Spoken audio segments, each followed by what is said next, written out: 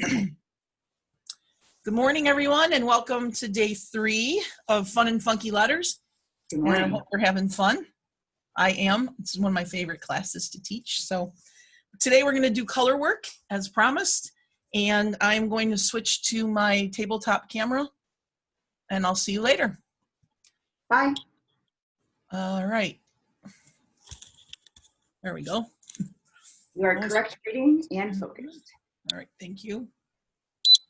There we go. Okay, welcome to Fun and Funky Letters, and we'll get started with our color work. So, as I mentioned yesterday, we're going to do some watercolor stuff. We're going to do a couple pieces. If you haven't done a couple pieces yet with the fine line applicator on black, I showed this one yesterday, but if you want right now to do a letter or two, do it now so that it can dry and we can come back to it.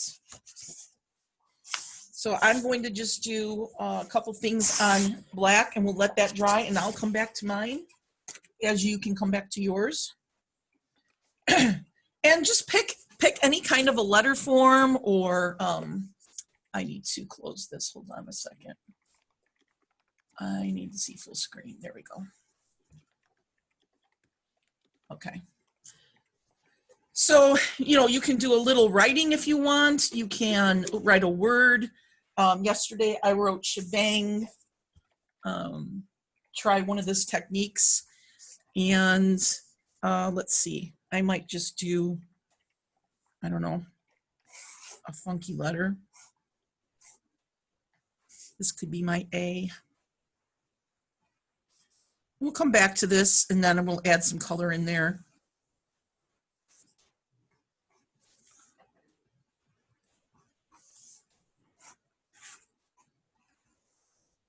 Okay, maybe that's just going to be my letter A for today, or maybe I could do something like this. It's a goofy looking A. You're going to make something really beautiful. I already have plenty of these letters, so that's all I want you to do is get something done on the black paper real quick. Do a quick letter, maybe one of yours that you chose or that you created from yesterday, and then maybe do one word. And let's see, what word do I want to do? Cheers. Cheers? Yeah. Then that C shape appears 3 times. That's nice.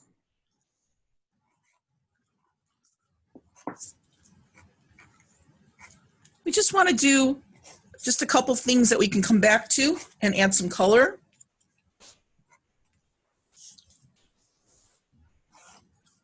Okay.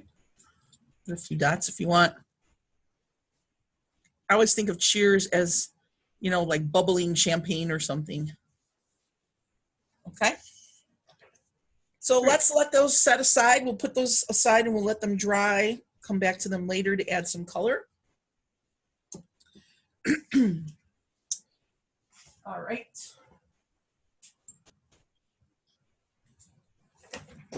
Then the next thing we're going to do on the black paper is the decorated letter. And as I mentioned before, you can just use the back of the paper that the letters are on. So on pages 12, 13, 14, we've got the whole alphabet here. I'm going to pick one I haven't done before. What haven't I done? I don't think I've done an R yet. I'm going to do the R. I know I did the Q, I've done the J, I've done the A. And I'm going to just tear it out of my handouts. And then put some graphite on the back just to transfer to this black paper. Did I pull my regular pencil out? No, I did not. Where it is, my pencil? There it is. Actually, I did.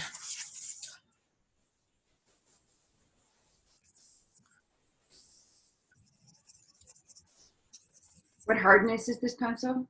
I'm just using a 2B. Just to make sure the graphite is somewhat dark. So it's a little soft. I mean, yeah, it's soft, softer. And then I'm going to transfer it onto here.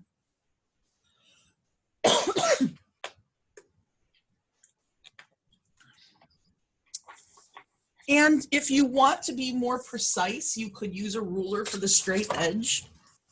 I usually just kind of do it by hand without a ruler, but you can if you want. Use a little ruler.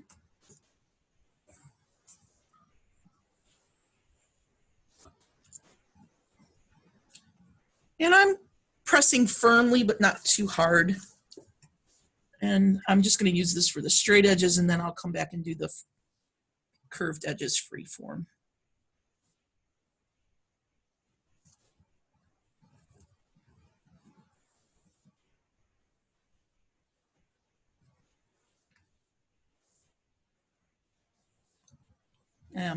Let's see, that one's not quite straight. It comes down. It curves. We won't go very far with that.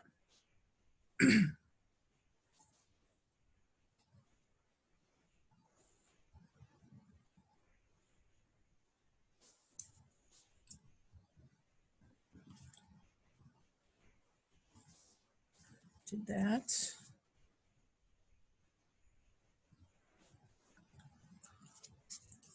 Okay, and there's my letter. All right, zoom in a little bit there. Yeah, we see it now.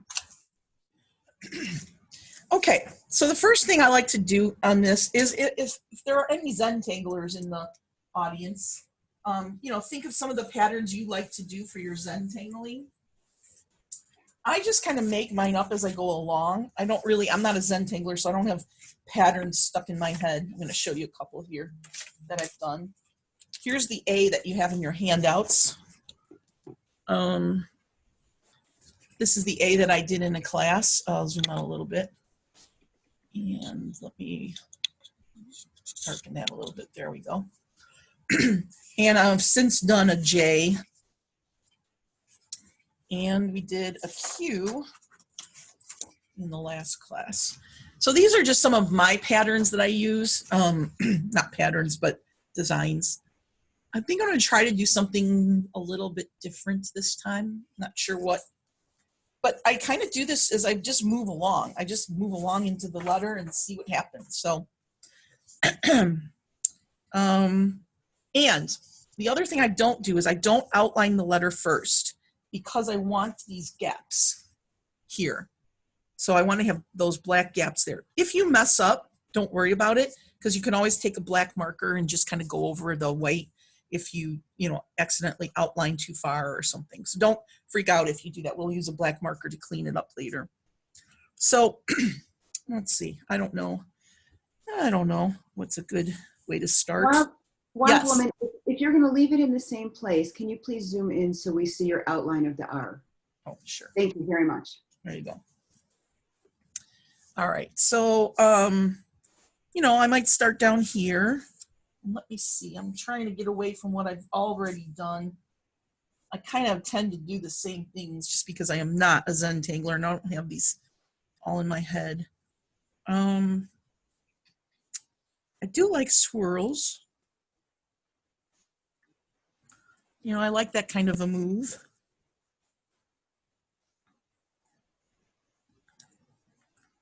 I might do something like this. And now here's where I have to decide which is going to be my closed shape and which is going to be my open shape. And because I do want part of this bottom to be defined, I'm going to do this, and this is my closed shape. Now I do have that corner, which I might have to deal with. So I could do something like maybe this in the corner, and maybe that's just my white corner shape. We'll come back to that. Or add some dots in between here just to kind of fill up that space, okay? I'll clean this up and make that edge later. And then what I just like to do is just start following the contours and maybe going up. Like now I'm going up into this area. I do have this right here to deal with, this little corner space. So I might do maybe a dot like this where it's a half dot and close it. And maybe bigger dots here just to kind of fill in that area. And then to define this space, I might do this to define that little area right there. And then maybe this one does this. And I can close that like that. Okay. And maybe these dots continue up into this space here.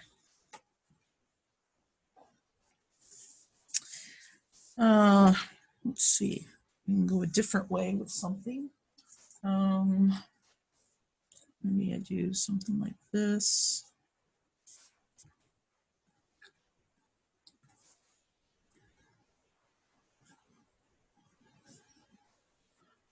People have come up with way better, way better letters than I do. I just, I love to see what everybody does with this assignment. It's pretty cool. I'll just do something like this here.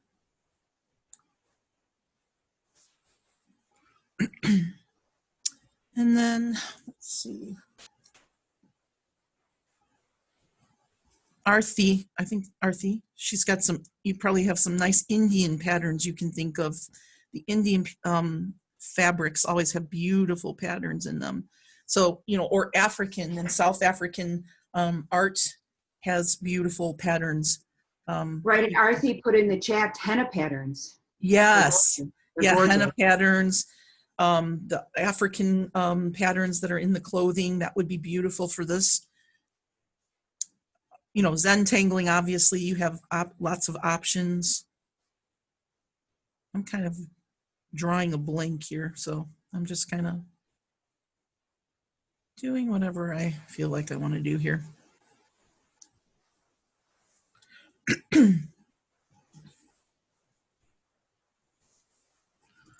Let's see, come down.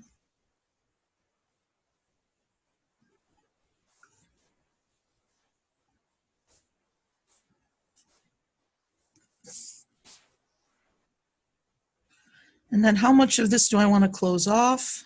Maybe like this portion here. And then I'll do this little tail coming out like that. And maybe just do like that. And we'll figure out something to put in that area. And in this area. Do something like this maybe. So I'm trying to still, you know, maintain that outline without outlining it, just by the shapes that I'm drawing in. And then come up in here. I do a shape like this.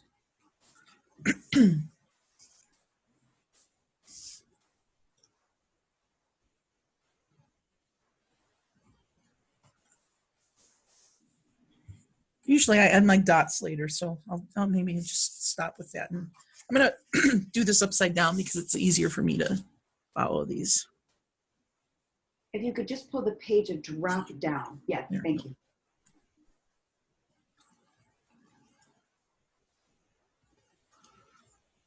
And trying to look at my other ones and just get some ideas.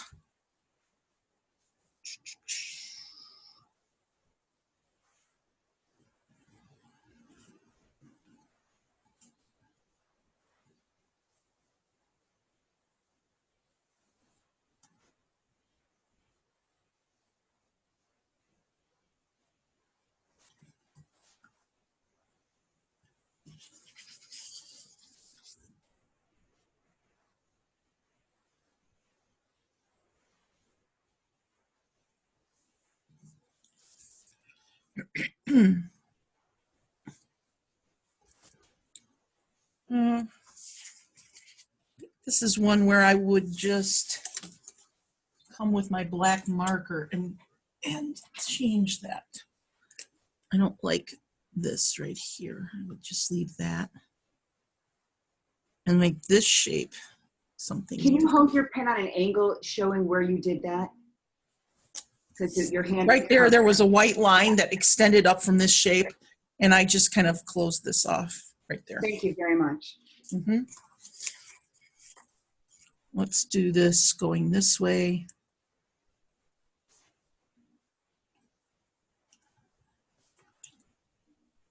And then I'll come in like this.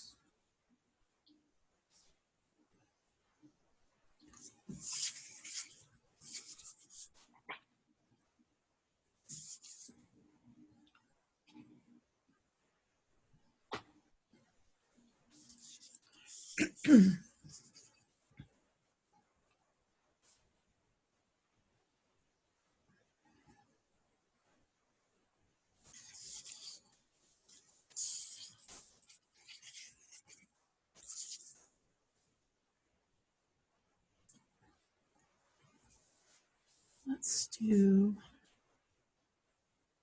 right here.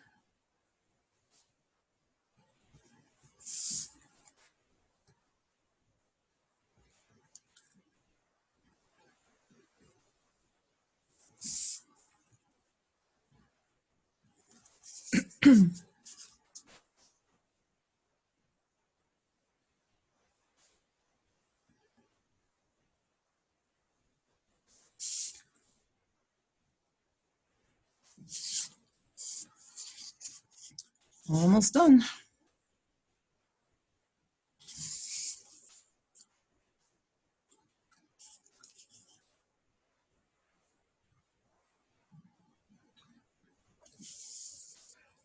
Okay, this one got a little too high.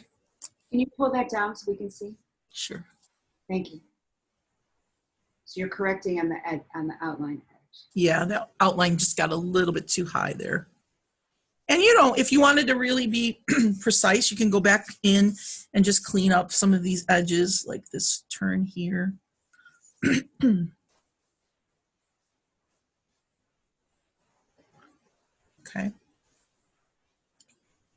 I'm not sure I like this little finish here.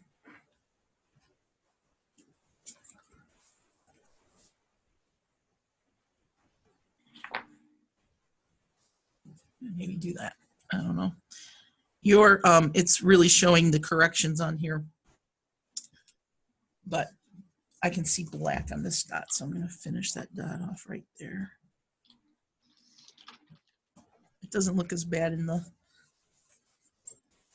real thing. Okay, and then just go, now I would just look around and see if I want to go in and, you know, I put some lines in here, maybe I'll put some lines down here.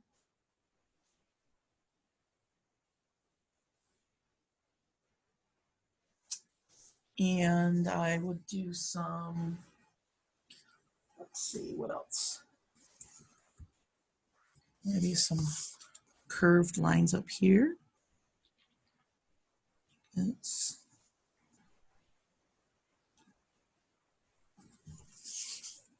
maybe 1, 2, 3, maybe some lines over here. So the lines that you're putting in are tending to go parallel with the direction of what would be the stroke if you wrote the letter. I don't know. Maybe. I mean, they are. Yeah, kind of. Okay. Yeah, I'm not really thinking about that, but you can do them any which way you want. But yeah, I guess you could do it that way. I mean, I always find when I watch you work that your eye is so trained from your graphic design background that you do those kinds of things naturally. Oh. But then when you look at them, that is what they are. Thank you.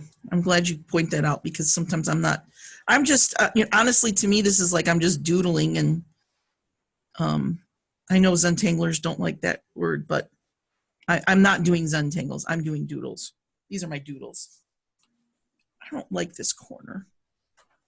I need to do something different there.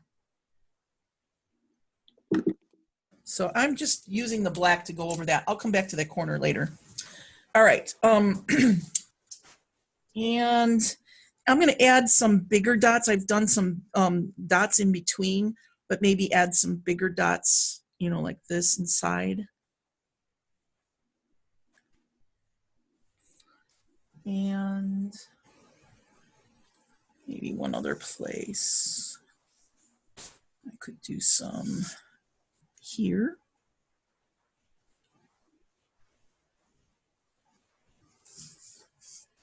Maybe right there. Okay.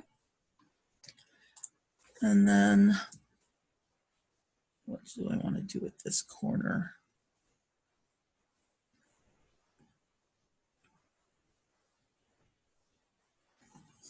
Yeah, maybe I'll just do that. Okay, so now I have my letter and I would just go in. I've got 3 colored pencils that I like to, usually I work with 3 colors. I like to work with these 3 and Karen will tell you what they are. These are Prismacolors. I'm using poppy red, yellowed orange, and aquamarine. But you can use whatever color palette you want. When I did the A, I chose a warmer color palette. So this was probably like a yellow ochre or something, and this looks like the poppy red, and this was like a moss green. You know, it just depends on what colors you like. Here I chose more jewel tones, like a brighter yellow. I think this is still the aquamarine, and this is like a bright, I don't know what yellow, red that was. But, you know, you choose, it's more of a pinkish. It looks, maybe that might have been, it's not magenta. I don't know what that is. Here I chose the red, yellow, and turquoise. So just try different color combinations. I'm just going to be using these. And then what I like to do then is go in and start coloring in. And one of the things I like to do is leave this black line in between the white. Sure. So I like to leave this black line in between my color and the white, but you don't have to. You can go right up to the edge if you want. I just like to do that. This is hard for me to see. It's not very bright. Oh, because I don't have my light on. That's why. Okay. No wonder I can't see. I also like to think about, well, where do I want my red to go? Here, let me zoom in a little bit better here. There. You know, I might do, I like to bounce around with my colors, you know, and not have them all be right next to each other. Let's just not worry about that right now. I'll do my yellow here.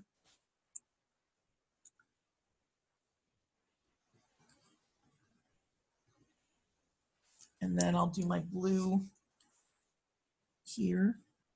Sometimes if these spaces are a little tight, I might be touching the white lines. It's okay. And then I'd start again with red, yellow, blue kind of thing. That's what I like to do, so that they're not all next to each other. Red, yellow.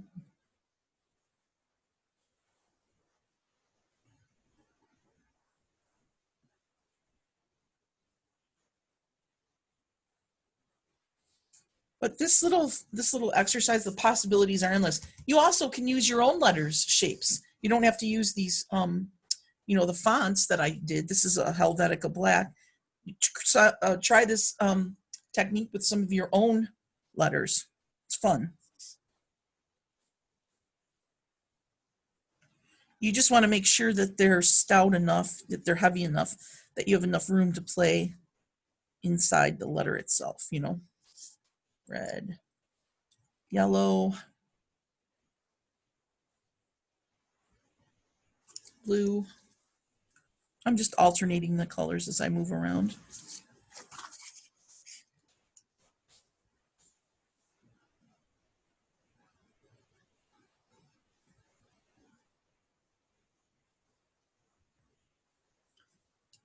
Oops. I'm using Arches black cover, by the way. It's really nice for showing texture with colored pencil. Yes, and that's also in the chat.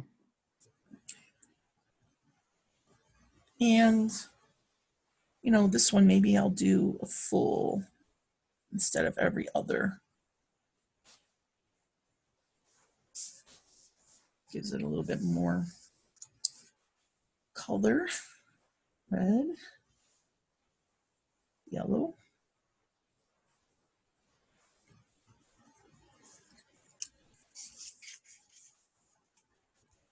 wonder if I should put something in that section. Let's see here. You know what? I might do something like this in here.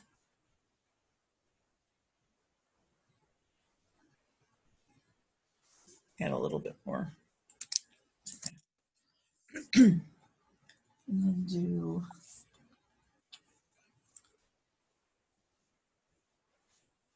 blue.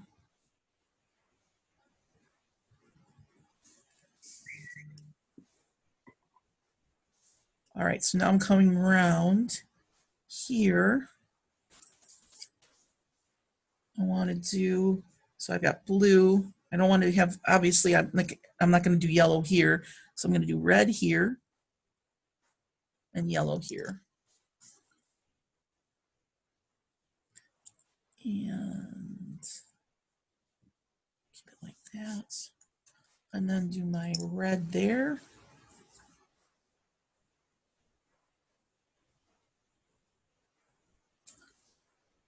And yellow here.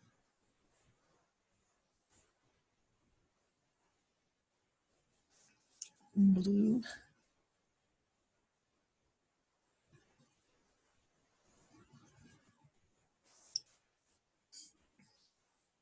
Do blue down here.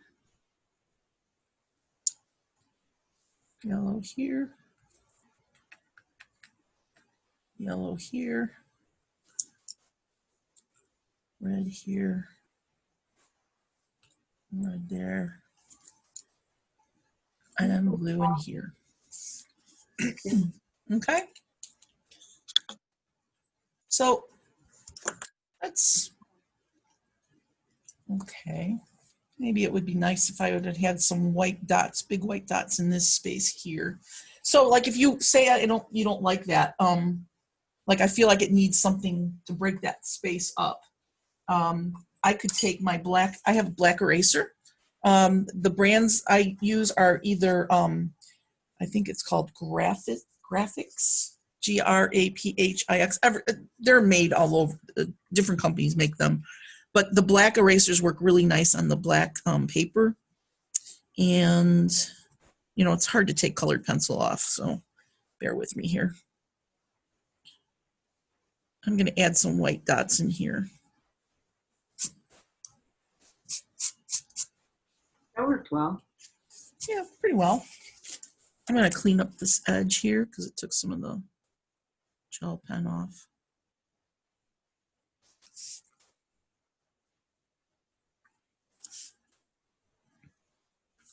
And then just put in some of those bigger dots just to kind of break up the space a little bit.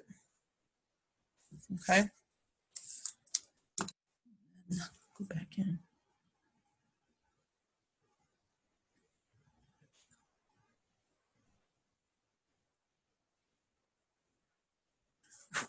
Okay.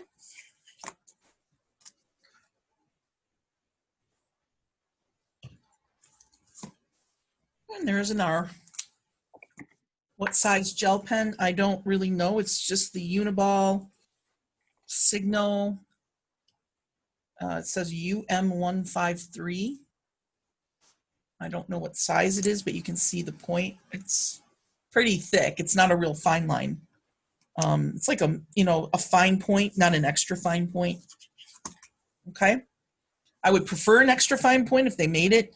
Gel pens aren't my favorite because they don't last very long. They seem like they always go down. So really, if what I would probably prefer to use would be my pointed nib that I used yesterday for touch up. You know, this nib, the EF, well, this is my, not EF, this is a 788 oval point and some white gouache I would probably just use. But yeah, so extra fine point would be my preference if, as long as it worked. And Janet just said that they do make an extra fine point now. Oh, good. I'll have to look for one. Yeah. I just ordered a bunch of Posca markers from John Neal, and I ordered them in all different sizes. So I'm going to test them out to see how they work. So anyway, that is my little decorated letter. All right. Great. So let's move on to some of our other techniques, okay? So now you might want to have a piece of Arches text wove or Knitigan in front of you, your walnut ink, and a tool that makes a wide enough mark that you can drop color into it.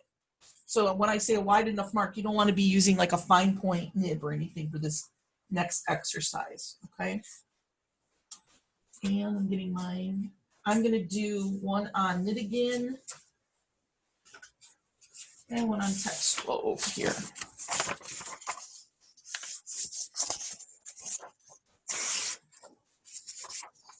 And I'm going to show you a couple techniques here for dropping in color and watercolor and gold. So here, let me show you my palette real quick.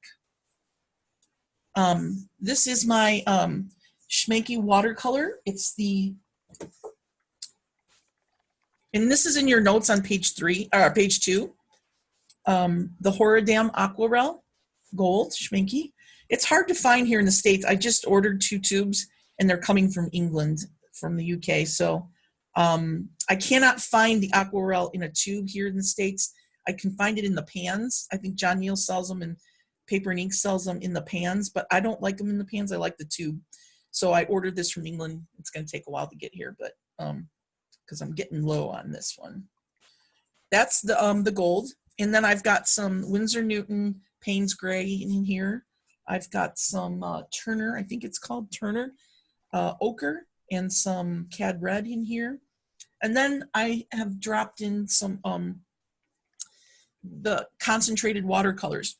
Somebody asked a question about light fastness, that she had sent some envelopes with some watercolored pencils and they looked like they faded. I don't use watercolor pencils. I don't prefer them because I really don't like the way they move when I water them down and try to push the color. So I tend to always use watercolor when I do my techniques. The Dr. Martin's Radiant watercolors are not light fast. They will fade in bright sun. The ones I'm using from the tubes are, they have a light fastness. And every watercolor has ratings. So you just have to look at their the ratings for light fastness. Because certain colors are more, they fade quicker than others. So whatever, I always use good watercolors. So Winsor Newton, I use Daniel Smith, Schmanke watercolors, and you just have to look at the rating for the light fastness. So for me, I do not like watercolor pencils. That's just my thing. These are not light fast. They will fade over time and in sun. So but also when you drop them into walnut ink is not necessarily light fast. If anything is put in the sun, it's going to fade, you know. Not anything, but most things will fade. And you don't ever want to put your artwork in the sun. But these were made for commercial work. So this is made for reproduction. They're very bright. They're like dyes, but they don't actually hold up over long periods of time. So I don't necessarily use these when I'm doing a finished piece. If I'm going to do a finished piece, I'll always use my regular watercolors from the tube and drop them into the walnut ink. Okay. Woman, do you know if the Ecoline inks are light fast? Pardon? Do you know if the Ecoline inks are light fast? I do not know offhand, but they should say it on the bottle or the tube. And if not, they'll tell you on the website. Okay. I don't use Ecoline inks, so I don't really know much about them. All right. So also, I had mentioned that I use the, this is the Schmanke dry gouache. They're now calling them Trocol bronze. They're pigments. They're dried pigments, and they come in copper, rich gold, pale gold, silver, and I can't remember the other one. The one I like to use, this one's copper, but I don't have that in a salt and pepper shaker yet. So this is my little technique for putting, I only want tiny bits. I don't want big clumps. So when I sprinkle, I want this to be very, very fine. And so you can see this, I'm getting a nice fine, just drop of powder on there. I don't want a lot. So I use this as just a very subtle technique. And I have a piece of pantyhose on here. And I use these little antique salt and pepper shakers, or they don't have to be antiques. You can order them on Amazon actually in this size here. And I just stretched the piece of pantyhose. Oh, this one's got this has got a hole in it. So you definitely don't want that hole over the bottle. It has a run. It has a run. And this right here, in my mind, is the only use for pantyhose. I absolutely abhor pantyhose, wearing them. So I stretched it over that, and then Program. What's that? The personal portion of the program. Yeah, little personal information there. And then I just screw that on, and then it gives me a nice, oops, a bunch of it just fell out. Must have been on that pantyhose. Let me just get this out of here. All right. So I use that to sprinkle very, very fine bits of the metallic powder into the wet walnut. So this is a technique that you have to work pretty fast. And I'll just show you a couple marks or a couple letters that I'll do real quick.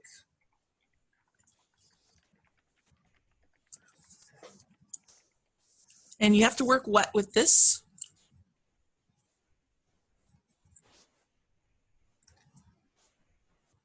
See, now even this right now, the way this is drying up real quick is too dry for this technique. So what I will do is touch in and add some more walnut, because we have to rely on capillary action to carry this color. So I'm really wanting to go back and wet this. This is a very broad edge tool too. So if you're using something that's not as broad edge, your ink's going to be very wet, and you don't have to worry about redoing that like I just did.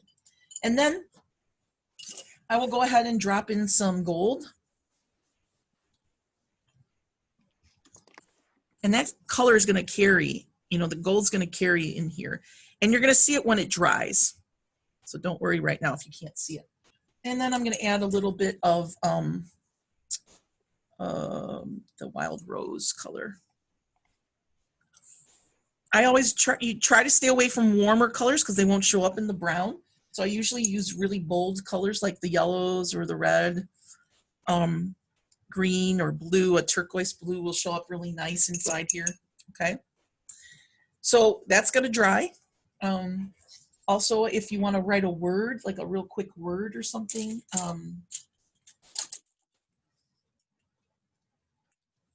just write, I don't know, what should I write? One small word here.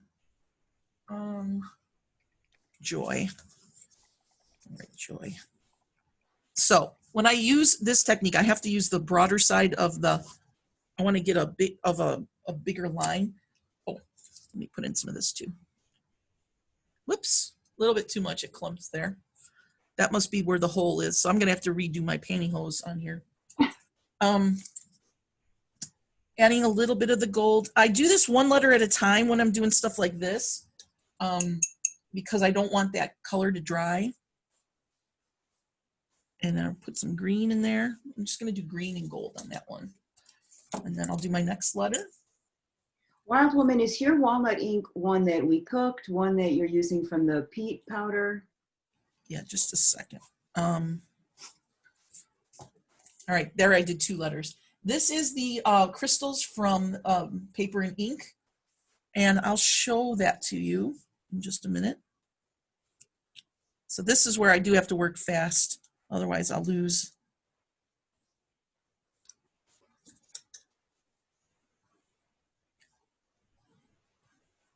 You can see the gold carries because it sits on the top. You can't see what's happening with the watercolor. That's more subtle. All right. And then I'm going to sprinkle some of the powder in there. Now, because this is gouache, this gold that I'm sprinkling, it becomes it becomes paint. It adheres to the ink.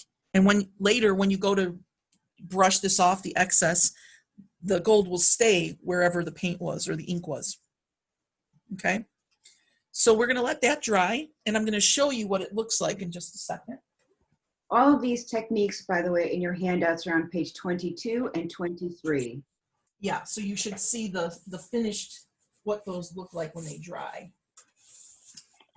So let me quickly show you this sheet. This is the actual original sheet, and I think you have this as in your handouts. Is this the one I put in the handouts, Karen? Yes.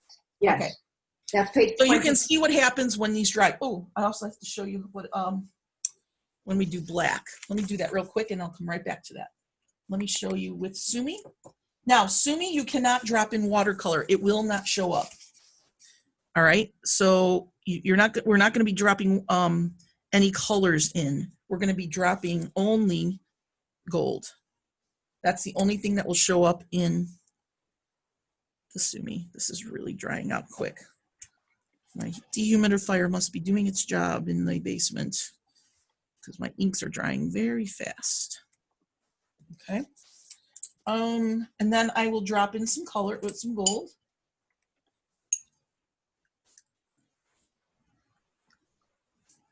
And what's going to happen with this, and I'll show you on that page that I was just about to show you before I did this.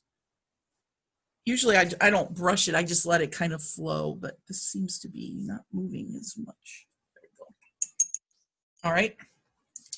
So you can drop gold in there and add a little bit of the powder.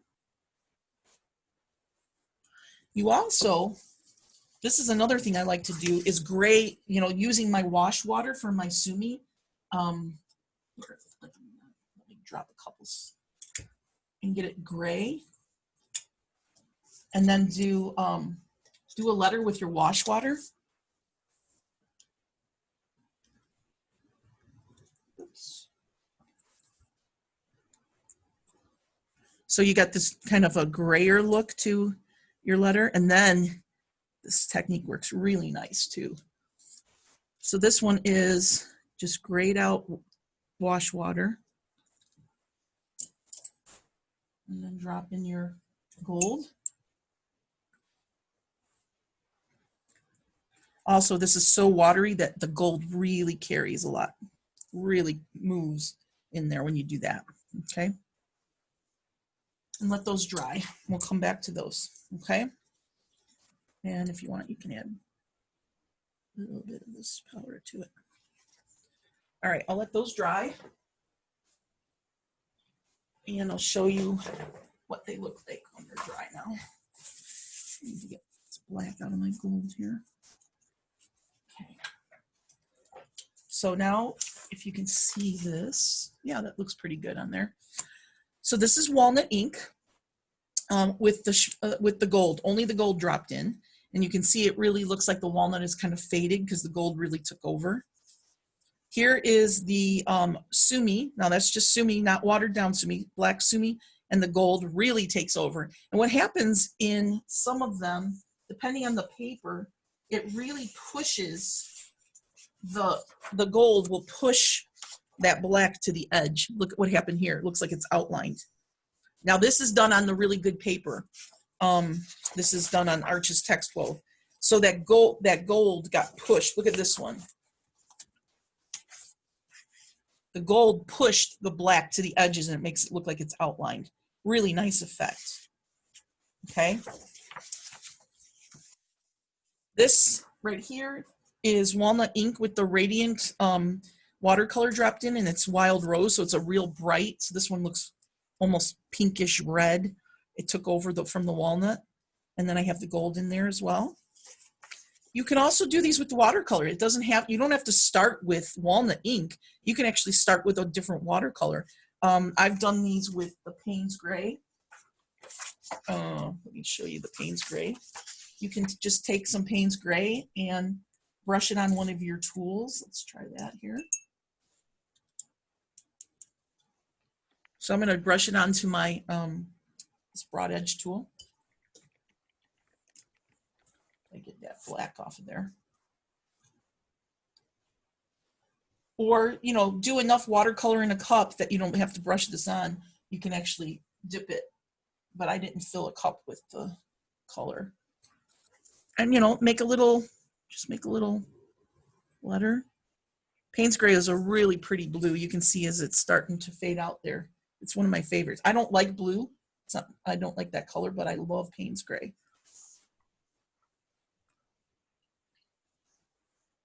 Okay. And then what I'll do is just drop in some other complementary color, like a cad red or something. And maybe the ochre. Rinse my brush out here. Look at how that carries in that. It's really nice. Woo! Wow. Wow, that really took over. And then maybe some ochre.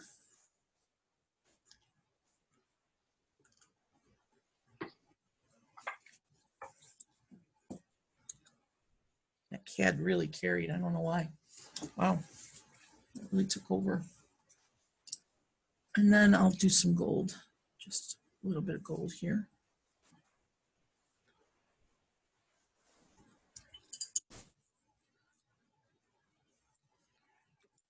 Sprinkle. It's hard to see when it's wet. You won't see it right now. We'll look at it later. Okay, and I'll set that aside. We'll come back to that. All right. So here are some dried versions. This was a word that I did in one of the other classes, so that you can kind of see what happens once it's dry. So you can see here, you can see the red that was dropped in. Let me see if I can. There you go. You can see the gold here, the red and the gold there. So again, you get this kind of almost like an outline effect where it pushes the walnut ink to the edges. The color takes over and pushes that walnut to the edge. Okay. Julie, can you please put that back, you know, tilt it, you know, back and forth in the light, zoom in again so we can see the gold? Yes, we can see the shimmer. Thank you. Yeah, there we go. Oh, there, you can see it in the E there. You can see the A, the N, and the E really well right now. Let me move this over. And now you can see the M and the N really clear there. Okay. Great. Thanks. Here's one where I did, this is walnut with the gold. This is walnut with gold, and that one really, that pink took over, that wild rose took over on that one. Okay. And, you know, you can make marks. Sometimes I just make like little abstract marks and I try this. Here's Payne's Gray with just some gold sprinkles. Right, like our page 23 in the handout, yeah. Oh, is it in there? Okay. Yeah. Here's the Sumi water and the A. This was one well, similar to what I just did and demonstrated. It has to dry. Here's Payne's Gray with the gold watercolor and the sprinkles. And the walnut with a little bit of cad red in it and some gold and sprinkles. Payne's Gray with gold and sprinkles. And then walnuts. Oh, and I have a hot foil pen to make the dots. I did that with those, a hot foil pen. Walnut with a little tiny bit of radiant watercolor and then some gold in there. Okay. So that's that technique with the walnut and the Sumi. And then if you had some solid letters, I like to show this technique. So these are 2 letters I've already done, but I'm going to do something like this. I'm going to take that Q. Do you remember the Q I did early on? And I did something like this. I'm going to draw that Q. And this is where you can take these solid letters and do, I think the Q was something like this, wasn't it? Like a bell shape. Yeah, it was like a wavy bell. And then I had this stem coming down like that. So in this case, I would draw this shape first. And then I have to figure out how I want to come out with this. Maybe it'll do that. Okay. When you draw letters like this and then paint them in, I have a piece that I did like this. I don't think it's in your handouts. Oh, it might be. Oh, yeah, it is. On the cover, This is very small, but these letters were done like that. The Lord reigns. This is Psalm 97. You can see it on my website, the full piece on my website. I don't think I put that in your handouts, the full No. piece, but this is how I did these letters. So let's just go ahead and paint in a letter. I'm starting with Payne's Gray. So Payne's Gray is kind of a neutral. It is a neutral. And I'm going to just start. Now, this is a technique that also has to be done wet because I'm going to be blending colors. And I'm not going to go too far yet because I don't want to get a harsh line. You can also work wet on wet. You could go ahead of yourself and actually put in a whole light wash, which I will do. The only thing is you don't want it to dry. So I'm going to just do a light out. I'm going to do an outline and then a light wash.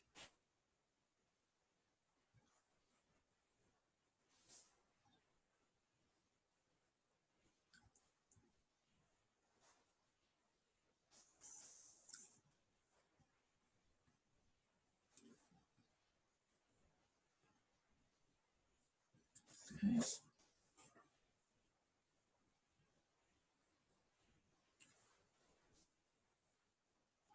I'm keeping this really wet and light.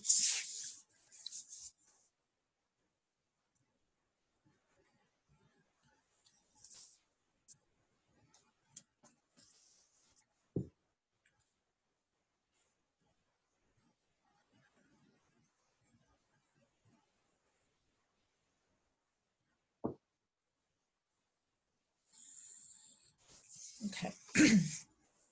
And now I would go in and start adding some color. I think I might do the CAD.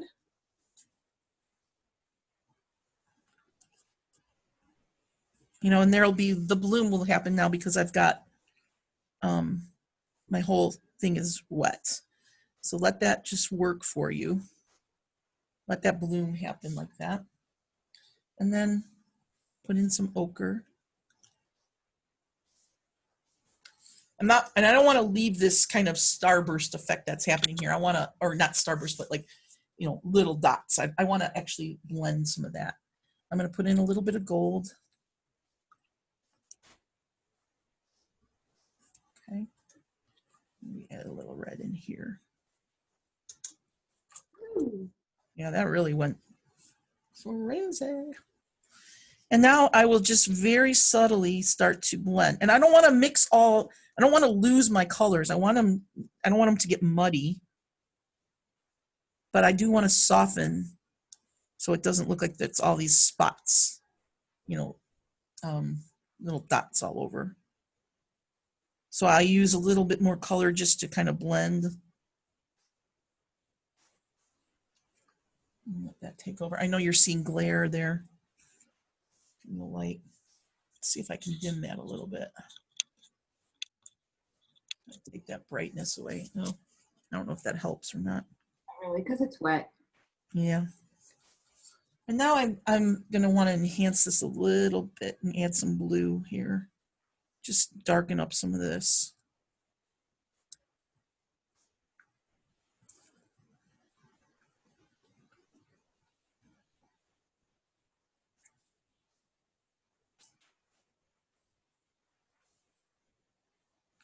And you know, if you want your letter to look a little bit more outlined, you can just kind of come in and touch up the edges with your darker color, your blue. Clean up those edges a little bit more.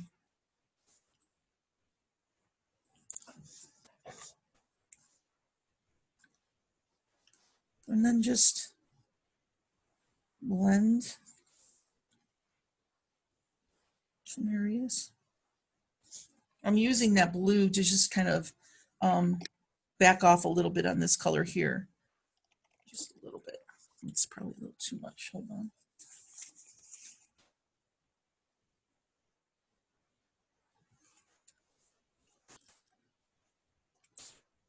Okay.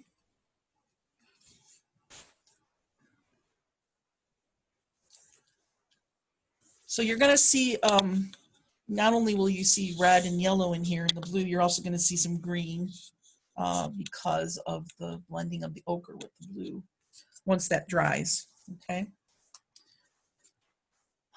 And then I'm just gonna put a few sprinkles in.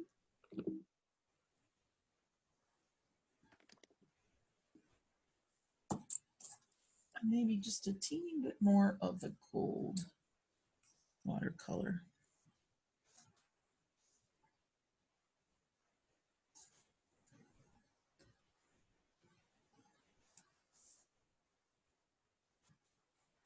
Okay. And they make some really nice, you know, these are the kinds of things that have to be appreciated up close. You know, if this were in an exhibit and it was from far away, you wouldn't be seeing all these nice subtle things that are happening. You have to see this from very up close in order to appreciate what's going on. So I find these to be like little tiny treasures that you have to appreciate up close and personal, okay? Because from far away, you don't really see any of this happening, okay? We'll let that go and dry for a bit. Okay, where are we at for time? 12, almost 12. Oh, we have an hour. Good. You have 3 minutes. All right, so now let's pull out some things you did earlier. Oh, let me show you, this is a technique that I also like to show. So this is another watercolor technique, real quick, where I just blend my colors. So I use a drawn letter, again, a drawn letter. Let's go with that P I did yesterday. Where's that P? That'll be a really nice one to do.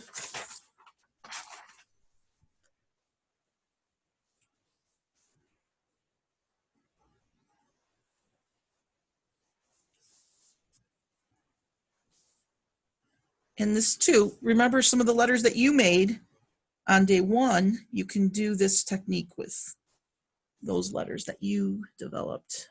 I'm going to keep this kind of thick so I have some area to work with. Come around with this like this, come down. Go here.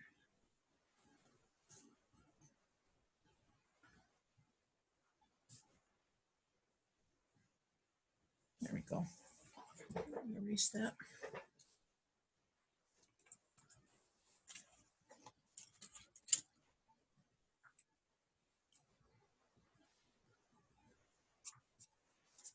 Okay, and then there you can see my very light pencil line there. And then I might just do some blending of my brighter colors.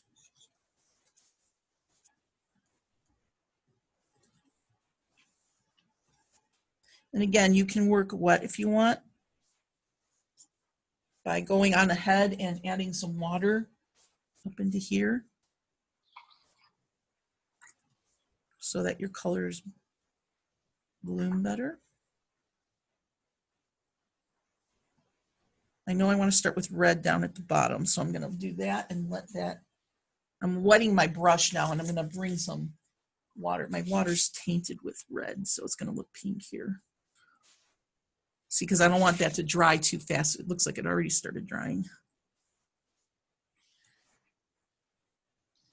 This is kind of a technique where you do have to work a little bit fast because when the color starts to dry, it creates that harsher edge. So I'm going to just wet my letter. I'm going to go ahead and wet my whole letter. Keep the paper damp. It'll start to dry, but don't worry, it'll help the color move a little bit better when we get to that area. And if you don't want the rest of your letter to have any red in it or whatever color you're using, then you would do this with clear water. But I do want red. Red is going to be a primary one of my colors in here, so I'm not worried that it's pink. I'm going to just put some yellow in over here.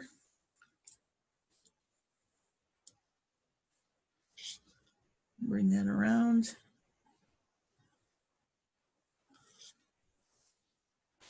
I'm gonna go into some Payne's Gray in here.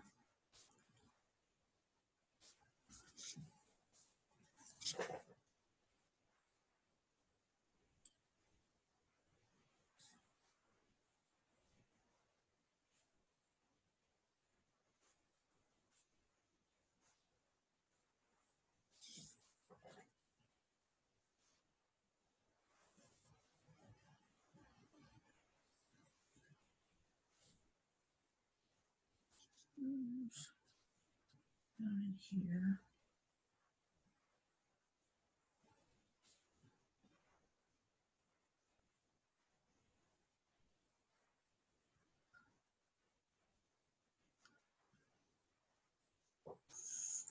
Okay, so now I can start layering my color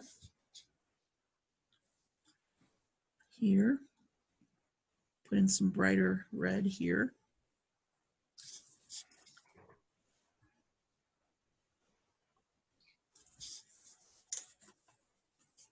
Moving up into my yellow, so I get an orange.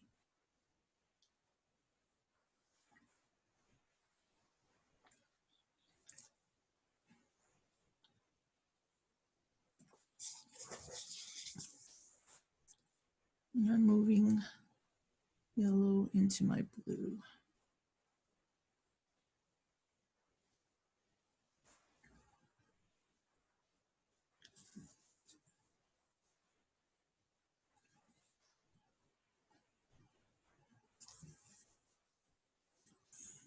I want this transition to be a little more subtle.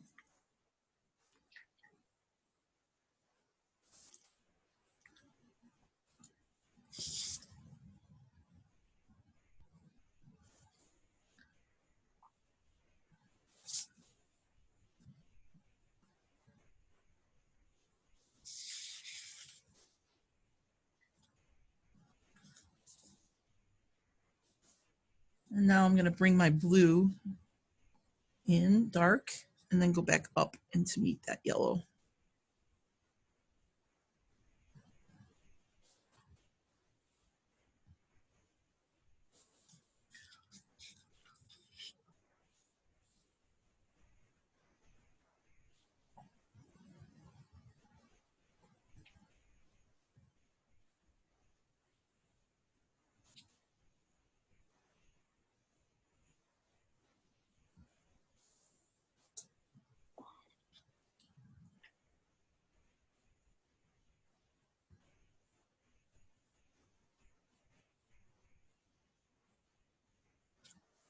Okay. So that's just another coloring technique that you can do if you want to blend some colors. You can see these letters. I'll zoom out a little bit. This is nice with drawn letters. This is a nice technique to do with drawn letters. Okay. All right. Let's move on to our next color. What? Wait, there's a question why you did the gray underneath. Gray underneath? What gray? That Payne's Gray. I didn't do it underneath. Here? Yeah.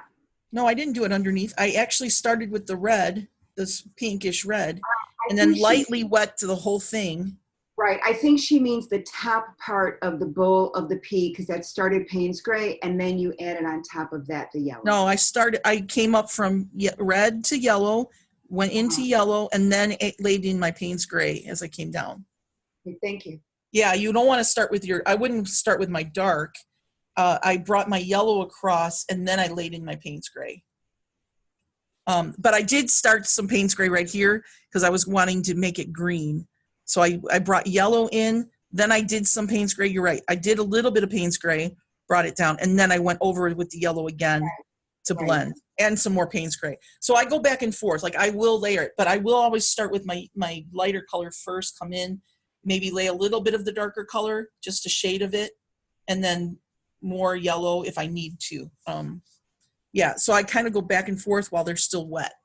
Okay.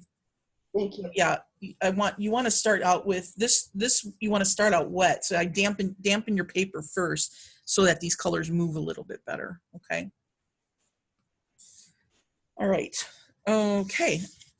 I'll move this out of the way. And let's come back to, see, I've done my watercolor technique. Oh, I know what else I want to show you. So on some of the pieces that you did yesterday, if you did walnut ink with any of them, I want to show you real quick what you can do. Walnut can be reconstituted because it doesn't dry permanent. It doesn't dry, what's the word I want to use? Like sumi right now, I can't, if I touch this now, this has only been dry for not even 24 hours. Well, yeah, actually 24 hours. And you'll see if I go in and I touch water to it, don't think I'm going to get any gray. No, it's waterproof already. Okay. This is just the water. So the sumi is dried waterproof. All right. I can't move that. I can't turn that into gray. But with the walnut ink, it does not dry permanent. So I can go in with a brush later. Hold on, I need some clear water because I keep getting pink in all my stuff. Let me just add a couple some water here real quick. And I will start with clear water.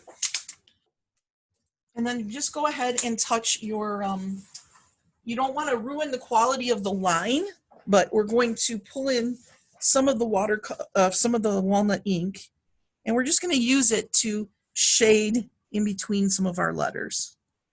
Now, I'm only pulling a tiny bit out. And then just doing this, I call it fade. In this case, it's fading into the paper color. You're fading.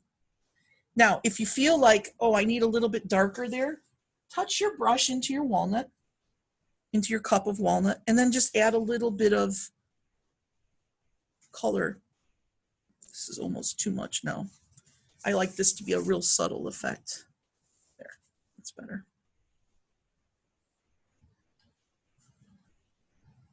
And then sometimes I might even go in with my gold and add a little bit of watercolor there, a little bit of gold to make that shimmer in between.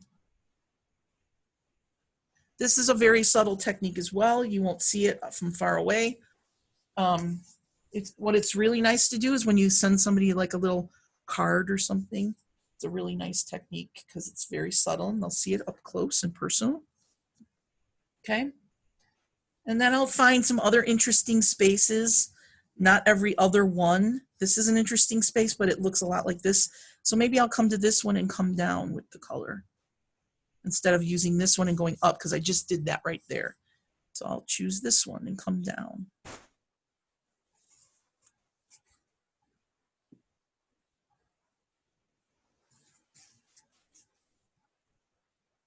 Again, I want to just keep it very subtle. I'm wiping my brush as I come down,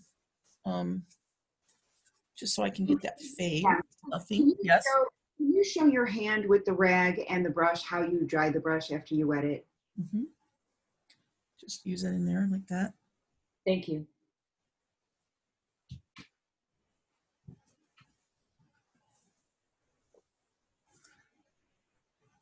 Yeah, you can now put it where it's for you. Okay, so I just added a little gold there. And then this is a really fun space right here. So I might just do something right there. I like that space right there. Again, I don't want to ruin the quality of my line, so I don't want to pull too much of the walnut from there. You don't want to ruin the edge. And I've got these little dots here, so as soon as I come into them, I'm going to smear them.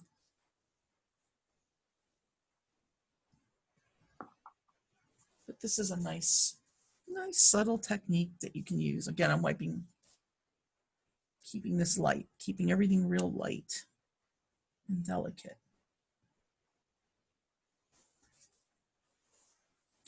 You don't see the shimmer as much right now.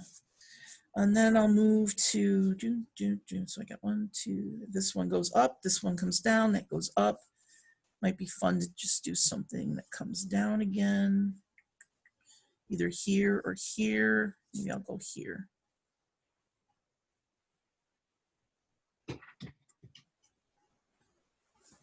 So you see, I'm not doing every other one. I'm just doing where I think looks good.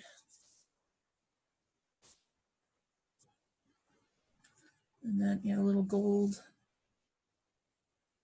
Let that carry a little bit. And then my last one, I don't want to come into here because that's going to really mess up that whole splatter there. So I think I'll just come right into here with it.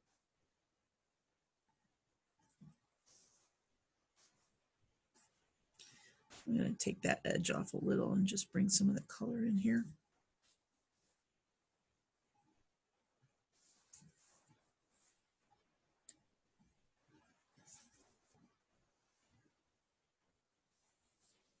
Can you pull your paper down just a little bit? Sure. I am zoomed pretty far in here too, so I'll zoom out in just a second. Thanks. Okay.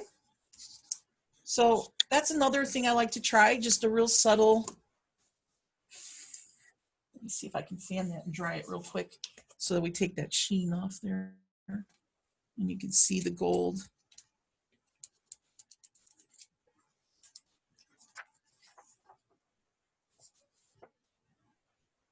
Yeah. Yeah. All right. Yeah. Real subtle. And then again, if you wanted to, while that was still wet, you could sprinkle in, but I'm not going to do that on this one. I'm not going to sprinkle in, but the gold looks really nice. There. That's, you can see it. Okay. Very. Then you can do the same with your black pieces that you did. You know, I did a couple of Xanadu's yesterday.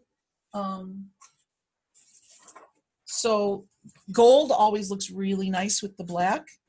So here's another, you know, this is what I like to do with the black and maybe come in with my gold. You also can do this with watercolor. It doesn't have to be gold. It could be other colors. Find some interesting spaces. Now, because the Sumi's dried waterproof, it doesn't matter if I touch the edges, which I will do. So it's now it's dried, completely waterproof, and I'm not smearing the gray. It's not becoming gray on me. I do have some fuzz in here. And add a little bit more of that shimmer. And then I might put in some sprinkles there.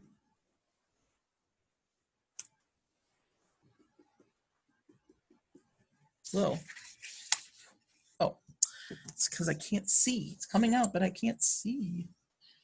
All right. Let me just turn my light on a little brighter here. And then, you know, trying to find another interesting spot. Might be in here.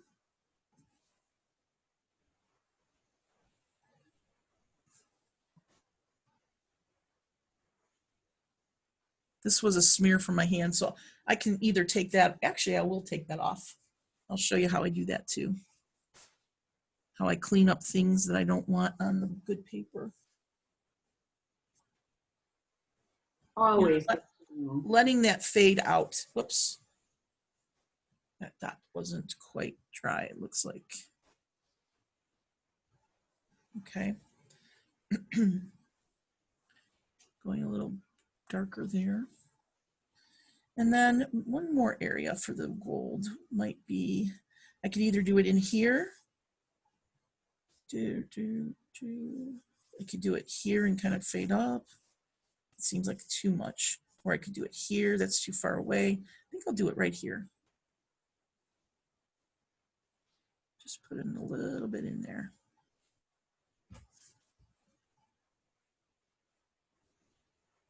Fading up and fading down. Okay. And then if I want to get rid of that little dot right there that was a mess up, where's my blade? Okay, this is where it's going to be hard for me to find my tools. I'm probably looking right at it. And I can't find it. I use the number, what's that? Hiding in plain sight. Yeah, really. Oh, shoot. Okay. Well, can't find it right this minute. So let's move on to something else, and maybe it'll pop up in front of me. Usually I keep my X-Acto blade in a spot. It doesn't look like it with that. No, I don't. All right. You know what I'll do is I'll put a fresh one in my other knife. So anyway, let's move on, and I'll do that in just a second. So what I would do is scrape this away. Actually, I can just grab the blade and do it. Please be careful. So this is a bigger blade. It doesn't fit in my X-Acto knife, but this is the, it doesn't fit in the one I have right here. But this is a number, what is this? Like 12? This one's going to be, this is a big one. But I use this blade to clean up things. So when you have good paper, you know, paper is like our skin, where our skin has 7 layers to it. Paper is like your skin. Good paper has many layers to it. When you're working on good paper, you can scrape off that top layer, or if the ink sits on top, or the paint, or like gouache especially is good. Sumi is good. Here's another reason I like to use Sumi. Because of that, because it has lacquer in it, that lacquer helps it sit up on the paper. Like you can actually feel when I touch this, I can feel a ridge when I hit the ink and come back down to the paper, which means it's not soaking into the paper. It's sitting on top of the paper, which makes it a lot easier to scrape off the top layer. So hence the reason I also like to use Sumi. Or gouache. Gouache is wonderful too for this process. Now I only had a little smear there. I'm going to leave that dot. So I just cleaned up that smear a little bit right there. Now I have disturbed the fibers of the paper slightly. And I'm picking them up, all the extra fibers up with a kneaded eraser. Most of you people probably know this technique, but some may not have seen it. Then I have a little piece of the actual paper. And what I like to do is burnish that back down with my bone folder. And I put down the texture part toward the, toward here. And what I'm doing is pushing gently the fibers down. And I'm using the same pattern of the paper to clean up that area, okay? So it's like, textured side, you use the less textured side. yeah, depending on which side you use, you want to use the same, whatever side of the paper you use, whether it's the more textured side or the lesser textured side. Use whatever side, whatever pattern of paper you used, use that to burnish that pattern back into the paper. And it's like it goes away. You don't see it anymore. It's a miracle. It's a miracle. I was about to say that, right? It is.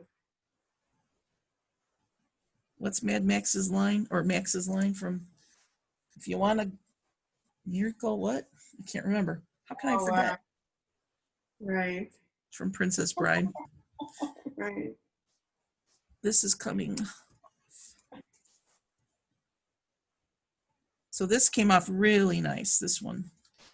And doesn't he say, doesn't his wife say, or she says, will it work? And he says, it'll take it would take a miracle. All right, I'm gonna brush this off right now because this is pretty dry. Okay, so that's a real subtle, that one kind of got a smear there. I could clean that up. You can see some of the gold got onto the Sumi. So if that's the case, you can just go back and touch it up with your brush, cover up that gold that got onto the letters if you want to clean it up. Okay. Let that dry and then you can clean that up later.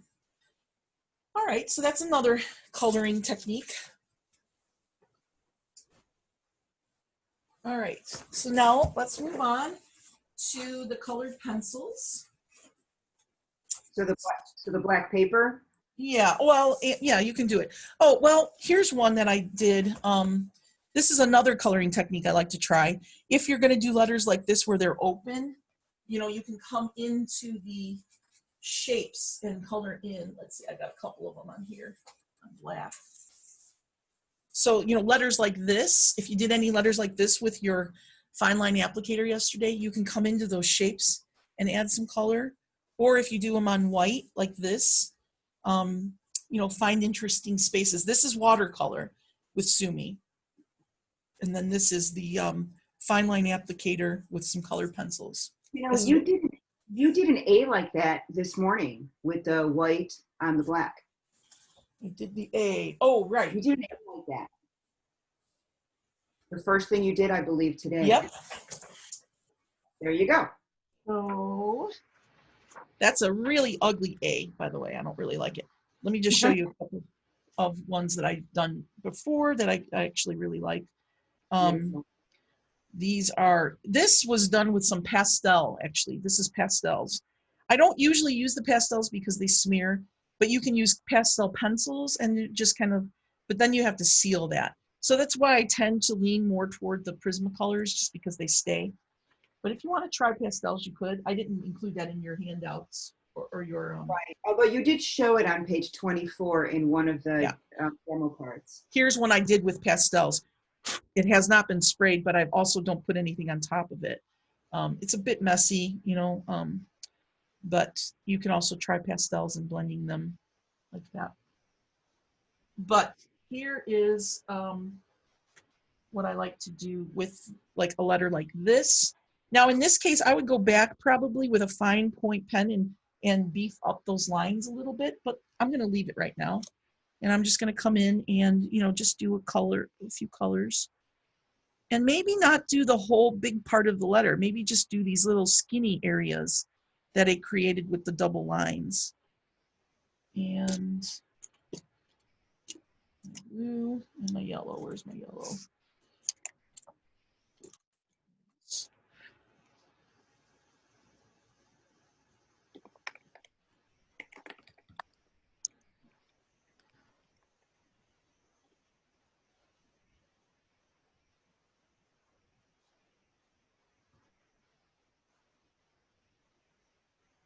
And you can fade it too, or you can do it solid. Let me just do mine solid. You know, maybe come here and do a little blue here. Red on this side. A little yellow. You know, it's like a bird rotated 90 degrees. A bird? Oh. Oh. Yeah. Yeah. And then maybe do this side. And see, just leaving the body, the main part of the letter, just leave that black. Or you could color it in. Whatever you like to do.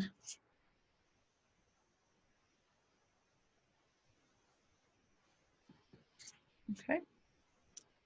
So that's that. Let me show you a different coloring technique in between the letters. So yesterday I did shebang. And, you know, you can do this blending or fading out. Here might be a nice little spot to do going out to the left. So again, I like to leave the moat, start dark in the little crease or in the curve there, and then just start to fade it out. And all I do is back off on the pressure. So I started putting pressure there, and now I'm just backing off on the pressure and just kind of doing these little circles if you want to. And on this rougher paper, it creates a nice texture. I'm backing off, really going very lightly now with those, so that eventually I just fade to black. Okay, like that. This is much more defined when you see it on the camera, but in the real version, you can, there's a little tiny bit of color out here. You don't see it there. Okay, then I'll find another interesting space. Let's see, maybe I'll go up here. And also try to go out, maybe go up, maybe come this way or come over here. We'll see what happens. Again, not doing, although in this case I just did every letter, but I just like to, I don't know, I try to find good spaces. Don't always want to be super close, but maybe this one I do get every letter. I don't know. Let's see. Here, I love this space right here.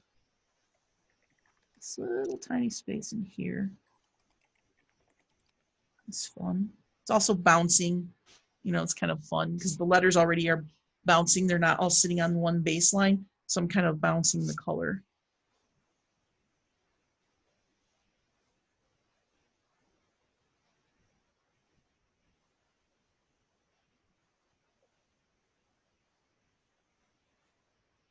Okay. And then I'll come back with my red. Since I am doing pretty much I'm doing every letter, I'll just continue with that. And I'll go right over here because this is a fun space too. Right there.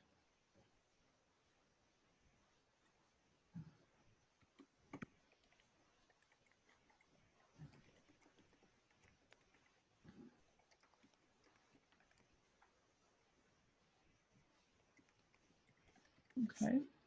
And then yellow. I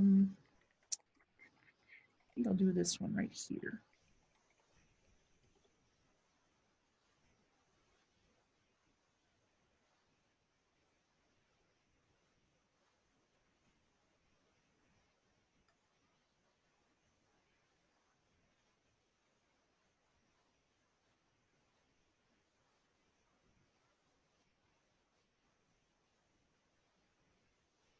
Bring that down a little bit.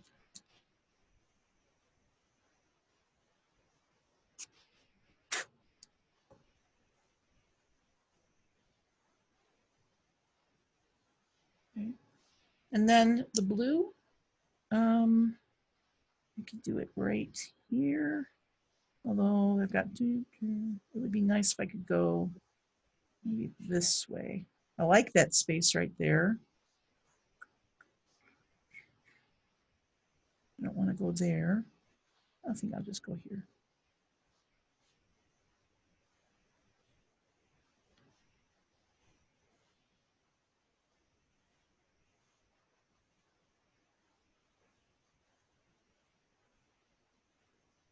Okay.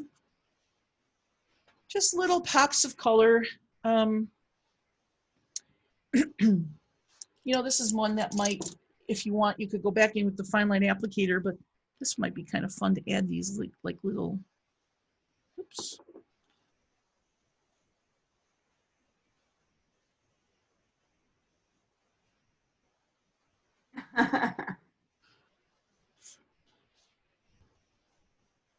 I had to do a greeting card design for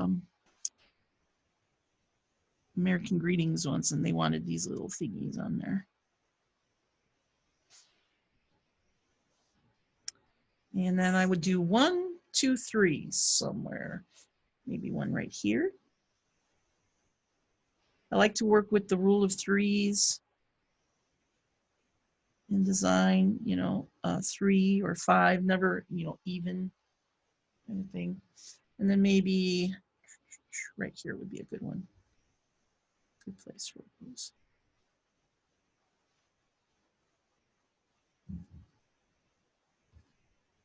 Okay. All right. You can also add dots. Dots are always fun. Oh, I did do it with this one. Here's one where I did, these are where I crossed over. This was a piece I did a while ago. You'll see it on my website, I think. I don't know if this one's in the handouts. Can't remember if I put that one in there. But this is fun, crossing over with some of the letters. And here I use the crossover to actually do the color area. And then I put in these with the fine line applicator. They're not as precise as what I just drew in. But this is also fun. Now, I don't always go inside the letters and color in, but in this case I did because this was kind of left open. This letter wasn't quite solid, okay? That says rejoice, by the way, R-E-J-O-I-C-E. All right.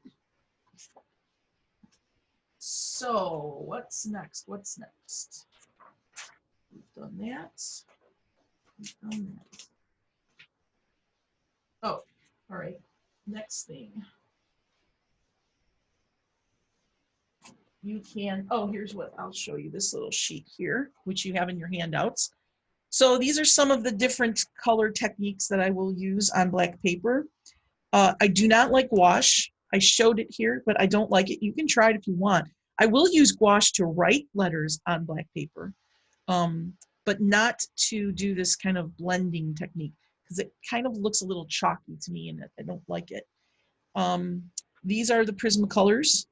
These are layered colored pencils, which I'm going to show you next, how I layer the colored pencils, because you don't really blend colored pencils. You do it by layering them. Also the pastels, and I can really quickly show you the pastel technique, which might be kind of nice. You can use pastel pencils and they blend very nicely, or you can use pastels like this. So I use the stick pastels and I just shave them with an X-Acto knife. I'll show you that technique real quick here. Actually, I'll show it. Oh, I guess that would be a good one to do it. So what I'll do is just shave my pastel. Here, pull this down here. And this way, you don't have to use a lot of. You don't have to use a big whole chunky mark. I just shave them with a colored pencil. Oops, you can't see that there. Yeah, thank you. About to ask you to turn your hand. I'm just shaving some color, okay? And you won't go through your pastels very fast if you do it this way. It's a nice technique. It's very subtle. Shaving that. And maybe I'll use some purple.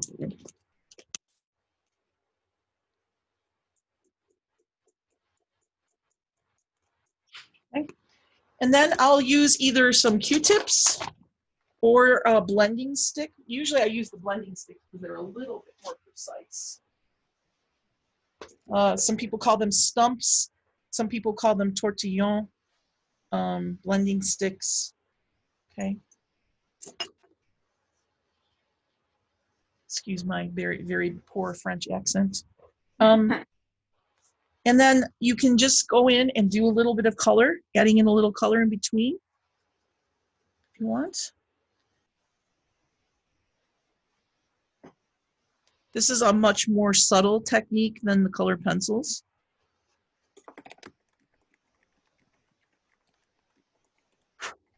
And any old pastels will do. I mean, this is just, I don't even know what this brand is. This is what I use. I've been using these for years with this technique because I don't really do pastel very much, not as, you know, a drawing technique or anything. I just use them for this coloring technique. And then, you know, if you want, you can blend a little bit too. Take some of that blue and start blending it, or that green in there, and bringing it up like this. Yellow into the green. Oops, that a little bit. There we go. You can see that a little bit better. Bring that yellow down if you want. Here. Green.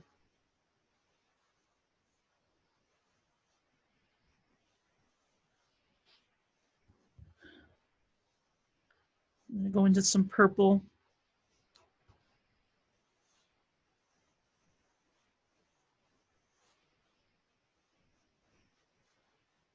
Now, if you use the actual pencils, pastel pencils, you get a lot more, it's a lot bolder of a stroke, a bolder color than this. This is a very subtle technique.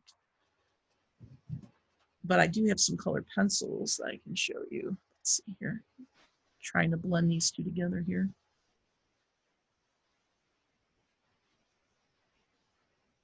If you look on my website, if you look at Aurora Borealis piece, you'll see this technique was done with pastels.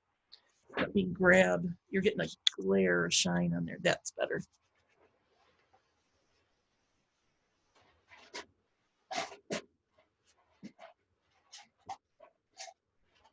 And I put in the chat chalk What's pastels. that?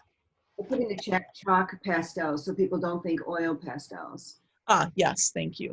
So these are some pastel pencils that I have. This brand is Stabilo and the Carb Othello. You'll see if I go in here and go over this, I get a much more, a bolder effect. So you also can use these pencils just to pop that color a little bit more. Now the only thing with this is then you do have to seal this. It's gonna be, Can you zoom in, please? sure.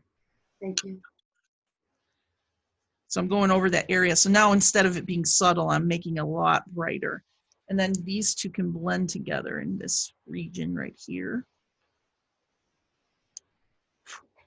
And you can use either a Q-tip or your blending stick to do that blend right there.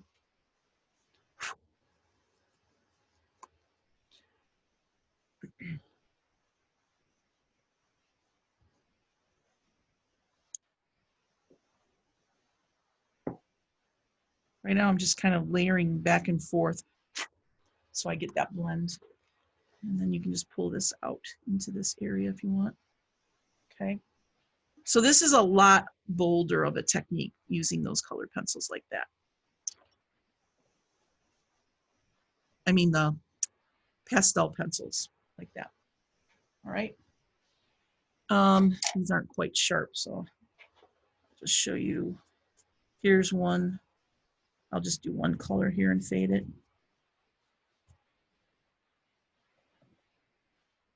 And then I would take my blending stick and just kind of pull that color down.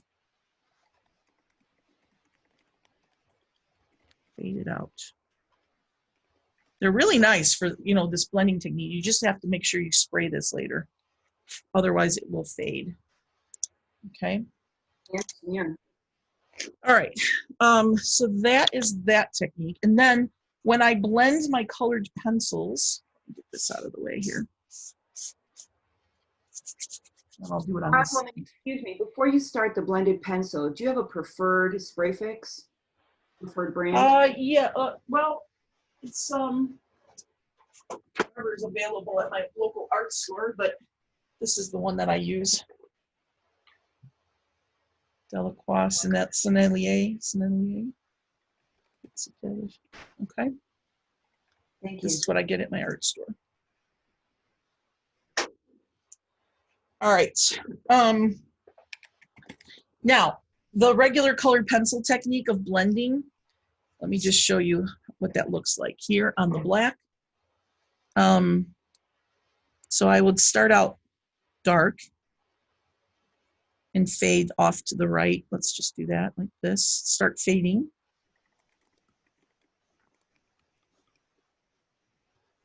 And then if I were to start here, dark, and fade off to the left. And then these two will meet. And this is an overlaying process. Okay. So I'm not actually blending the two together. They're just laying on top of each other. Where you get that middle area is going to start to look orange. Okay. And let's see if I have my Carpe Diem pieces. I don't have them here. Somewhere I have them. But that's another technique of just layering your colored pencil and blending it into another color. So even like if I did, you know, in here, I could do, let's just, I don't usually go into the counter space of my letter. Oh no, let's do it right here. I'll do it here because I don't ever do the counter space. Let's do this. That's just my thing. I don't like to do the counter spaces, but you can if you want to. And this is where I'll start to maybe bring some of the red down in here.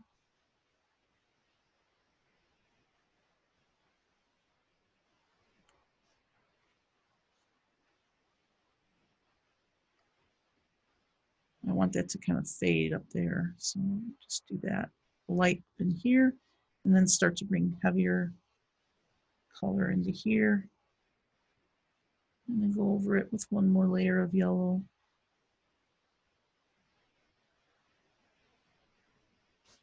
Okay, so it starts to look like it's orange. Okay. All right, so we did the colored pencils. I'm sorry, the pastel pencils, pastel, scraped pastels, blending of the colored pencils. And what else? What else? Oh, we haven't done the colored pencils on the white yet, which is the same technique. Oh, I know what I wanted to show. Let's go back to what I did yesterday. So yesterday I said, you know, we can come back in and lay in color. So we did that Reiner letter, or I did this Reiner letter, which is on page, let's see, of your handouts toward the end, this page. So this letter here, what we could do is we can lay in a block of color with watercolor, and this is Sumi, so it's dry. So you can just come in, and if you want, you can draw it in.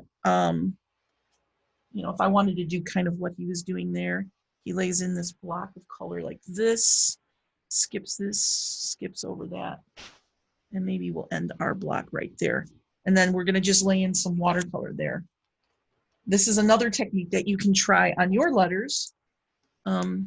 Just adding blocks of color with some watercolor. I wanna make that a little bit faded so we don't see that harsh line. And I will come in with, let's see, I'll just use my CAD red. That'll be a nice letter color. And then we could even go in with some gold. Ooh, that'll be nice. Adding some.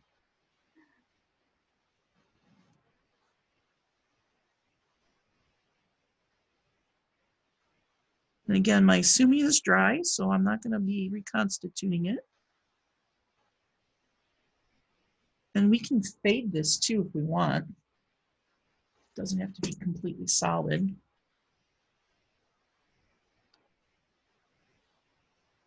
Actually, this is not CAD red. This is some other red. That is not cadmium. It's too pink to be cadmium.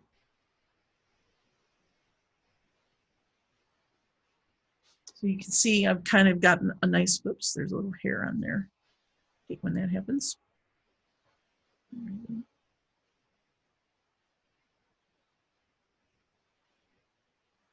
I'm going to let that kind of fade right now. Oops, let's put a little more color in that. And here's where you could also, if you wanted to, I could drop in some gold right there. That might look nice in there.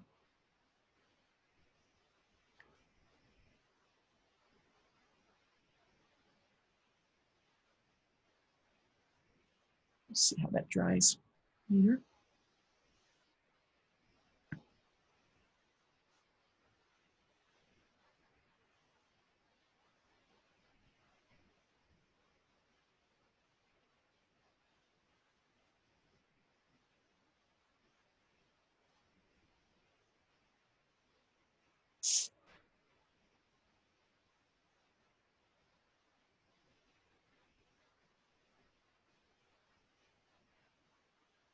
Julie, there's a question about here, you don't leave the moat. Nope, I'm not leaving the moat here. I'm not worried so much either. I mean, sometimes I like to touch the edge, and also the edge isn't going to bleed into my color, so I'm not, you know, I don't have to worry about that. Oops, some gold. You can leave a note if you want to, though. Sometimes I don't. Now, I do want to pick up some of this because it's got a little bit too bold. I kind of like this subtle, more subtle effect that's happening, the blending. Lifted some of that color off of there. A little bit more interest. I'm adding some gold into here. Okay, can't quite tell yet. When that dries, you'll see it. Now, if I want, I could, gold could be my accent color now. And I might want to go in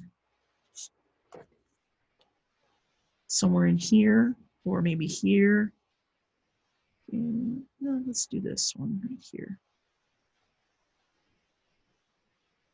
So, if you have any areas where your letters cross over, you create these little loops or something, you can fill in with gold. Maybe I come over here and do this. I'll touch that up. My brush is touching that Sumi, so I'll go back later and clean that up a little bit. And I don't know, do you want every one of them to be gold? Maybe we come back in. I don't know, maybe that's it. This is the letter, the way it looks here. I mean, I'm making my letter. I usually don't like copy someone's letter. I did that on purpose just to show you kind of what happened there, but we didn't copy it exactly. I did it a little bit differently. And then if I wanted to touch up, I would just take my pointed pen later, and I had said that it would have been nice if I had somewhere that this crossed over, and I could add that, but where would make sense to do that? Maybe like this. I mean, I could do something like that. If I wanted to add another area of interest to, say, add some color to, I could do something like that. I don't know if that makes sense or not. Maybe I would do, yeah, I don't know if that makes sense. Maybe I should have just left it alone. Because it's supposed to be a continuous line. I could do that. Yeah, I don't know. I don't know if that helped it or not. But this is the kind of letter that would be fun to try on your own and not do a, exactly a Reiner letter. Try your own. I would actually I think I'm going to try this. This kind of layering, this going over and then laying down an area of color. This could be kind of fun. I've never done this in my classes before. This is the first time I've done it in this class. And then come back in once that's dry and maybe add some color to there too, maybe, or gold. But I have to wait for that to dry. All right. And then doing color in here, you can do the blending. You can do a blending technique of the watercolors like we did on those other letters. You could do color on the outside. Let's see. Maybe I would just do, I don't know, one color maybe.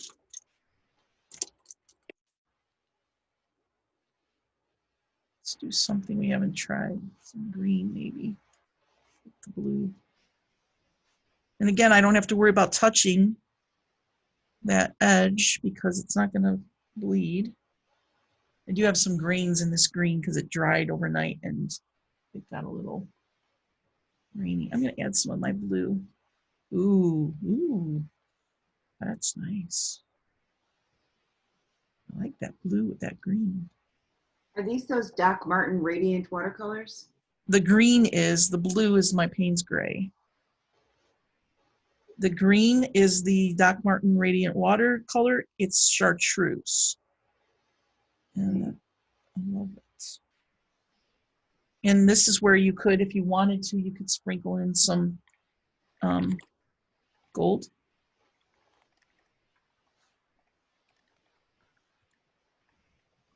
Also, leaving some of those areas white looks kind of fun. Maybe I should have left more white over here.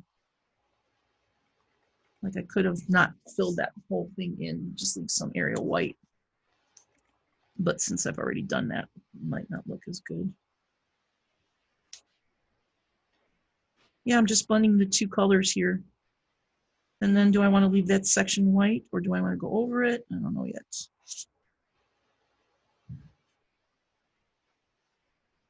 I love that chartreuse. It's really, I know it really is nice. Because I don't have this happening up here, I probably would just fill that in. But it is a nice effect, so next time I will do that. I'll leave some white area. I like that effect. I'll just come up into here, okay? And then if you want, you could do, you know, drop in some gold.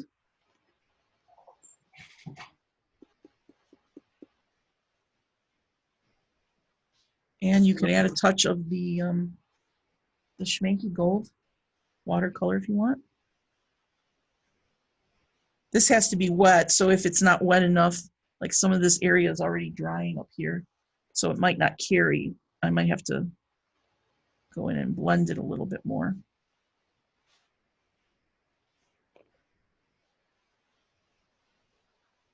If I did that while it was still really wet, it would have carried a little bit more and I wouldn't have to play with it.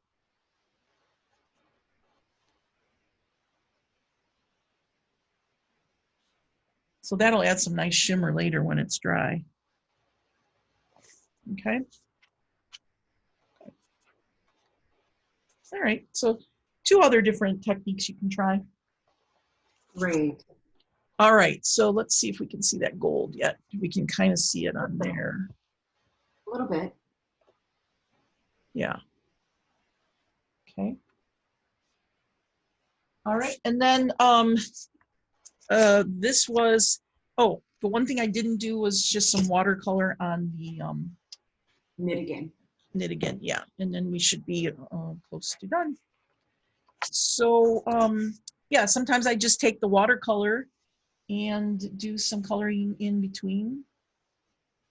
I'm going to use, I love this brighter red on here, and finding the interesting spaces again. So it's just the same as what I've just been showing you, just doing it with watercolor. And this is where I don't have to worry about, again, I don't have to have a moat. If you want a moat, you can, but I don't need one because this is dry.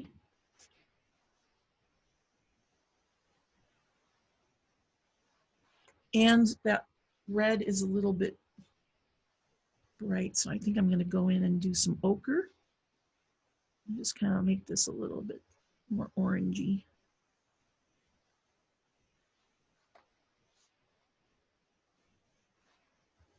Fading that, okay. Maybe come into this space here. Tiny bit. I'm just taking ochre and that, well, what I thought was cad red, it's not really cad red. And that's about it. Maybe in here.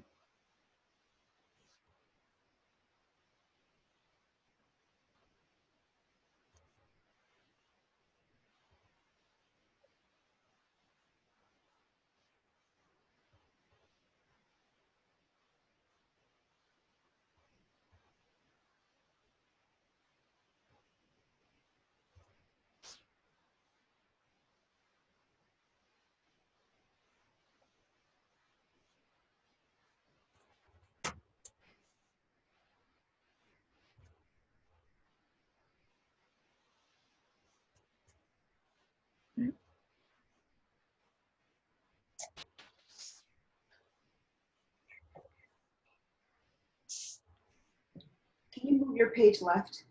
Yeah, I'm gonna have to zoom out a little bit here. Maybe I'll do it up in here.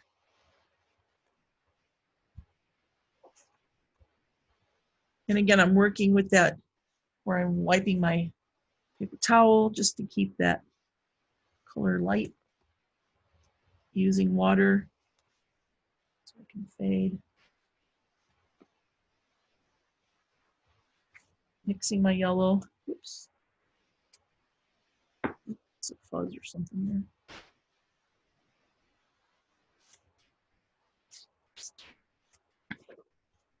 So this is not, you know, huge amounts of color, but it just adds a little bit of interest and fun to the lettering. Making your letters fun and funky. Fun and funky letters. Okay.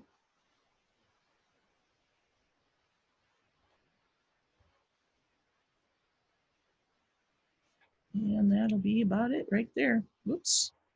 A lot of yellow on that.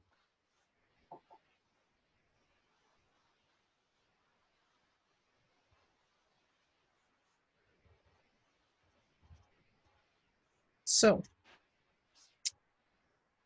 there you have it. So let me just add a little bit of dark to this.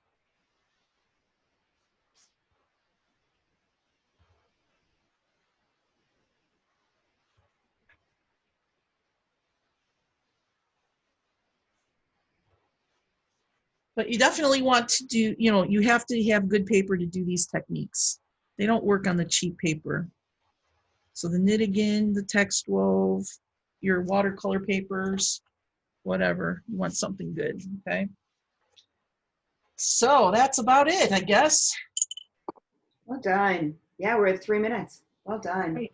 I think I did everything I wanted to show you. Right, and this Xanadu is on the Arches Text Wove, correct? This was done, the Arches text wove, yeah, all these were done. Shazam.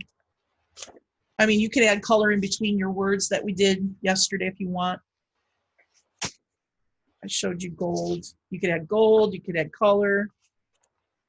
All right. Great. Any questions before I switch back? Yeah. Okie dokie. Okay, so I'm going to go to your face, or you're going to go to your face. Yep. And I'm going to unmute everybody. You can feel free to unmute yourself, please. Thank you, Julie. You're very welcome. Thank you so much. Thank Wonderful. So just a few things before you leave. You know, we have that Facebook page for those that are on Facebook. And if you'd like to post your work, feel free to do so.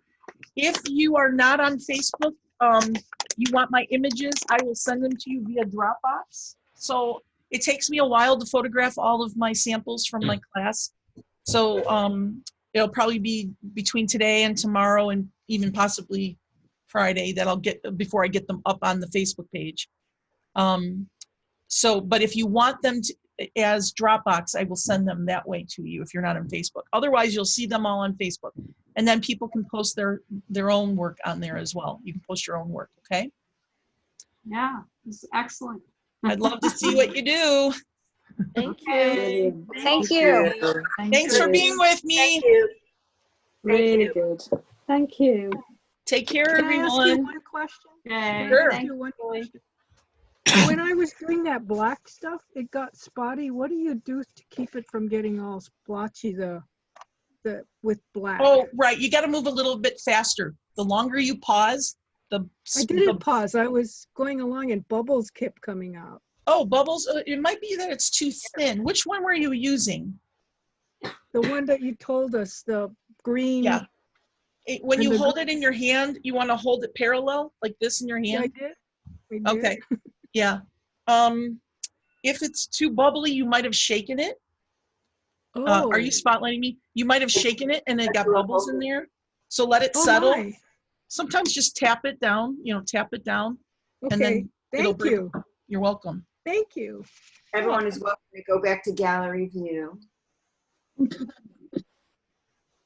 Any other questions? It's excellent. No, it's excellent. I'm going to stop the recording then. And